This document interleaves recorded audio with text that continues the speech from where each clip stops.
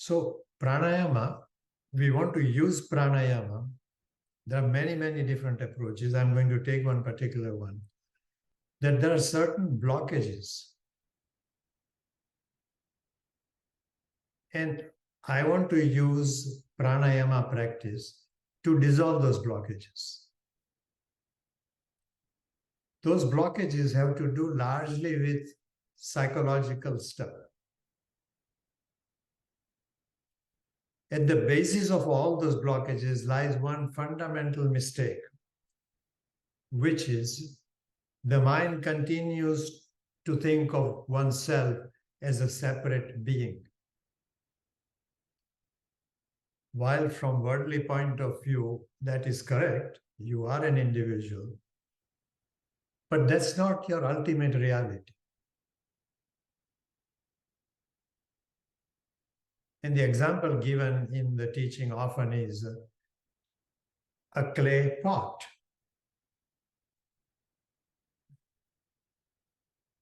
And while this sounds very simple when you hear it first time, it has got very deep implications.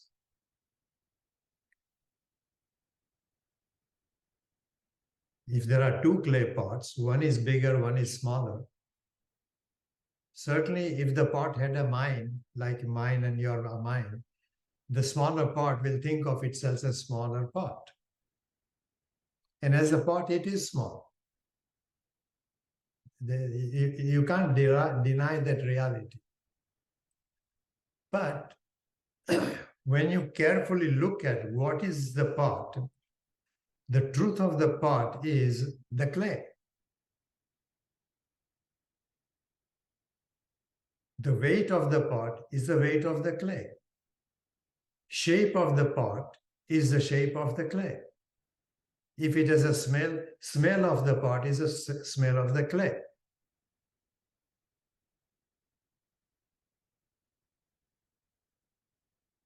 In fact, in English and even in other languages, we say it's a clay pot. And it has to be understood rather clearly that for communication on our planet, that may be okay. It is a clay pot. But really, when you say it's a clay pot, pot becomes a noun and clay becomes an adjective. Whereas the truth of the matter is, the clay is the real. That should be the noun. So it's potty clay, not clay pot. Okay? But if you talk like that, somebody might put you in a prison. So don't take the language that is used to understand this to talk outside in your interactions with people. But be very clear in your mind that the reality of the pot in this example is the clay. So here in pranayama practice, we are looking at various chakras. This is one model, it's not the only model. There are other ways of approaching pranayama. I'm going to stick to this model for the next few classes that we have, which is the model of the chakras.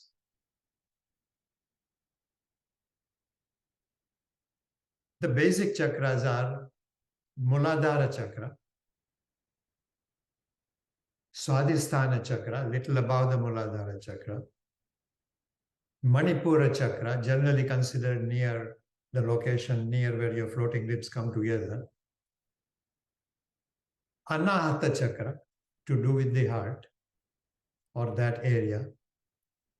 It's very interesting. I read quite some time ago some conversation with Sri Raman Maharshi, an enlightened being. And he was pointing out in that particular conversation that the physical heart may be here, but the heart chakra is actually on the opposite side, because that's where the congestions are felt more. The next chakra higher up is Vishuddhi chakra. Very important chakra, particularly when we start to use sound for our work. And from Vishuddhi chakra is Ajna chakra, Ajna chakra, the symbol of the chakra is an infinite sign. And the implication there is that a lot of the negativity that happens at variety level of different levels can, by your breath, by conscious effort of your breath and your mind, that negativity can be taken into Ajna chakra and dissolved. That's a very early practice where you begin to pay attention to your Ajna chakra. And whatever negativity comes up, recognize that by your breath is taken to Ajna chakra. Being infinite in its nature is like a black hole. It sucks it up. And nothing comes out. On inhalation, it is taken in. On exhalation, it doesn't come out. It gradually begins to completely dissolve. And I think some of you have done this practice of Ajna chakra with me. So today, I'd like to look at different elements. Although with regard to this particular chakra, the Muladhara chakra, the element is your attachment to material objects. And we have been through this in some asana classes. In pranayama, that same applies at a much stronger level. So I have some material objects, like my car, my computer, variety of objects that I own. And the first thing that on this path, on this journey, you want to recognize is that legally, from the perspective of what happens on this particular plane of existence on the planet, legally, I own these objects. But if I look at it from the sense of hold it has on me, I begin to very quickly see that the object owns me. So it creates a certain blockage. If I recognize that this car, if I lose it, how do I feel? Or why am I afraid of somebody stealing it? Okay? If I look at the effect of that, it affects my breath. And in turn, it creates certain blockage in some particular part of the body. For this exercise, because of the way we want to approach it, I would consider that blockage not in the heart or in my belly, but more in the Muladhara chakra. Deep down at the base of the spine, it creates a negative effect, a hold, where pranic energy doesn't freely move. So I begin to look at that. And in order to dissolve that hold, I use the 5 elements one at a time. The basic element that I use with regard to Muladhara chakra is a sense of smell. The element itself is earth, and the sensation connected to is a sense of smell. So I begin to recognize what is the sense of smell, even in my imagination, what is the sense of smell doing to this sense of hold that the material possession has on me. The effect of it I recognize in the Muladhara chakra.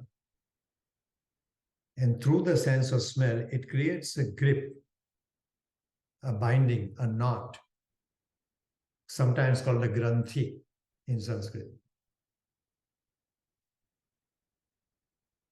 And the practice of pranayama is that on inhalation, first of all, I see this knot, this binding.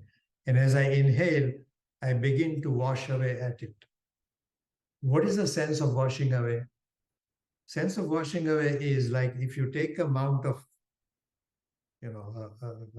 a mount of clay and you pour water on it, it slowly begins to wash away. It doesn't go from the top washing it away. It washes away around the circumference of the base of the mountain. of the base of the lung. And while water itself is very soft compared to a big rock, let's say this rock is instead of clay, it's a rock. It's very solid. No amount of water going at the rock is going to dissolve the rock.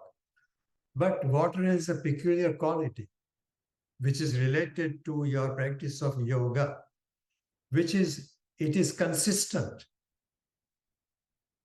A drop of water dropping on a heavy, hard pavement, one drop will not do anything. It splatters. But drop after drop after drop after drop, as it consistently falls on this rock, it will dissolve the hardest rock. It may take a few years for that to happen. But you can see examples of that. If you have a concrete pavement outside and the rain falls on it, you can see that over a period, that pavement gets destroyed. So I take this hard rock or whatever I imagine as a grip, a knot, and I use the breath through the sense of smell to dissolve it. One breath is not going to do anything, just like water doesn't do anything to the rock. But the yogic mind is called the mind of a hatha yogi. Hatha literally means to be obstinate. In our stories as children, three kinds of hatha were regarded as very strong hatha. One was hatha of a child. If a child is healthy and I want to pick up the child does not want me to pick him up. And he starts kicking and moving around. Unless I use brute force, who wins? The child wins. I have to let go of the child.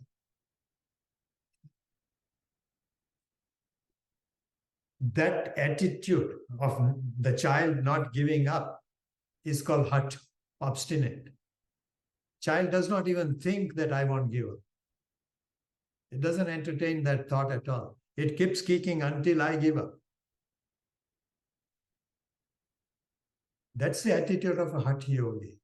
The way you practice asana should include some of that attitude, not in a way that would hurt you. Don't practice asana in a way that is so strong that it hurts you. Whatever you use to dissolve this kind of hurt, as it dissolves, you should feel freer, not feel worse. If you are to hold a posture or an asana that is held beyond that capacity, it should be only done under direct physical guidance of an experienced teacher, like Mr. Iyengar. Don't let ordinary yoga teachers do that to you. So that relentless attitude should be there, not in a harsh way, but in a consistency. So I use breath after breath after breath, through the sense of smell, dissolving this knot in the Muladhara chakra. Now, smell is a very primary sensation related to this particular chakra, Artha chakra. But you can use all of the sensations. In your individual experience, one particular sense may have a better effect, then you should use that. The idea is to make your pranic energy flow more freely, for which certain basic experience of pranayama is necessary. So you recognize that there is a blockage here. How to recognize the blockage with regard to Muladhara chakra? As you inhale, chest fills up with the air, but there is a sense of movement of energy, what we call abdominal breath. And it's not merely abdominal, it is pelvic breath. So as I inhale, along my spinal muscles, I have that sensation of a downward movement as I inhale. That is upward movement as I exhale. That's the primary movement to become familiar with. Once you are familiar with that movement, then you can find a particular location where although the movement, it looks like, from my diaphragm, the movement is downward. When I come near the Muladhara chakra, there is a particular area where I don't feel that movement. There's a little gap. Above that gap, I feel a movement. Below that gap, I feel a movement. But there is a gap at which I don't actually sense the movement. That is a blockage. How to work with this blockage, how to dissolve it? We use that same image that when water falls on this clay mound, it washes away at the periphery. So the sense of smell with which I'm going at this particular blockage has consistency, yes, but it is not harsh. It relies on repetitive consistency to dissolve it. So don't attack it, but faithfully, little by little, see that it dissolves. I use just the word faithfully. Faithfully means what?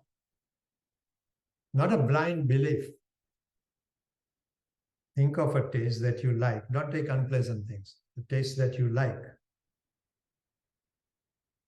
See the energy of that taste and drive that energy to this blockage in Muladhara chakra. Joy of doing this should continue.